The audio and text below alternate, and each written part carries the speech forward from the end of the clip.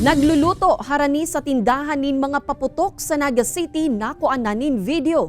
Magin ang mga naninigarilyo harani sa mga tindahan nin paputok, peligroso susug sa mga otoridad. Ang iba pang detalye sa exclusive na pagtutok live ni Chris Novello. Chris?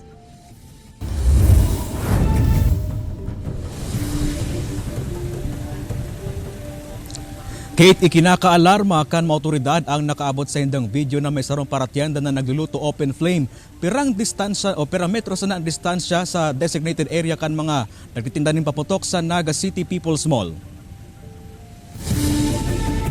Kung hihilingon ang video na ini, garo normal sana ang pagluto kan sarong paratyenda harani sa Riverside kan Merkado Publiko kan Siyudad ni Naga. Alagad pirang metro sa nakaini, iyo ang designated area para sa mga nagtitinda nin paputok.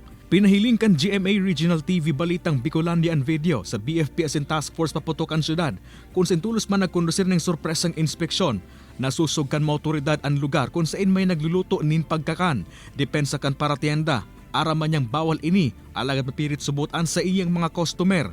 Nadiskubre pa digdi na may mga nagsisigarilyo sa lugar na mas ikinakaalarma kan mga otoridad. Iyo araman, sabihan ko makamalang dahil mandata, dahil man kami dahil sigarilyo. Especially talaga siya, tas especially may mapasala lang dyan, may maglasik or kung ano man, pwede na siya mag-cause ng major incident. Siyempre, chain reaction na siya sa mga kataraid po. May paghandal dahil ito na hiling. But nonetheless, we're always on alert, on guard. So that mayo ning ano man nakatiba araw na mangyari. Katakod ka inipig sugo ni Florendo ang security unit kan Mepo na mas paiguton pa ang paglilibot urog na sa perimeter harani sa mga tindahan din mga paputok. Sa ibong kaini compliant man ang mga nagtitinda ng paputok siring kan pagkakaigwan ng baybay, fire extinguisher as in tubig in kaso may mangyaring kasulo. Apuera sa Naga City nagpapadagos man ang pagbandilyo kan BFP sa saintang kampanya kontra paputok.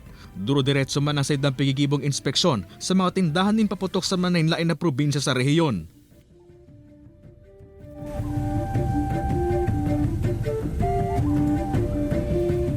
Kate, pirang aldaw na sana ang test ang pagsabat kan bagong taon alagad padagos ang pangapodan kan mga otoridad lalo na ang Bureau of Fire Protection sa publiko na ibitara na ang paggamit tin paputok asin maghanap na sana o maggamit na sana ng mga alternatibong pamparibok sa pagsabat kan taong 2024. Kate? Jos Mabalos, Chris.